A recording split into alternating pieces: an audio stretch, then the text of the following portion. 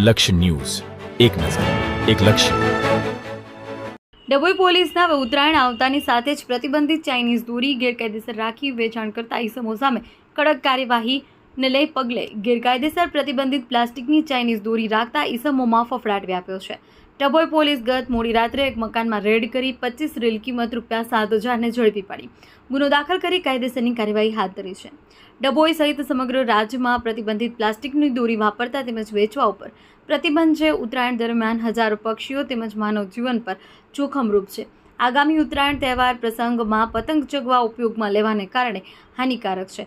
ત્યારે આવી પ્રતિબંધિત ઉપર પ્રતિબંધ હોય કેટલાક કિસ્સામાં તેનું ગેરકાયદેસર વેચાણ કરતા હોય છે, જેને લઈ ડભોઈ પોલીસ સતર્કતાના ભાગરૂપે ડભોઈના રાનીવાડી જીન વિસ્તારમાં રહેતા સુજલ જગદીશભાઈ રાવળના ઘરે રેડ કરી 25 નંગ રીલ કિંમત ₹7,000ને ઝડપી પાડી ગુનો દાખલ કરી કાયદેસરની કાર્યવાહી હાથ ધરી છે, જેને લઈ ડભોઈમાં ચાઇનીઝ દોરીના વેચાણ કરતા ઇસમોમાં ફફડાટ ફેલાયેલો છે.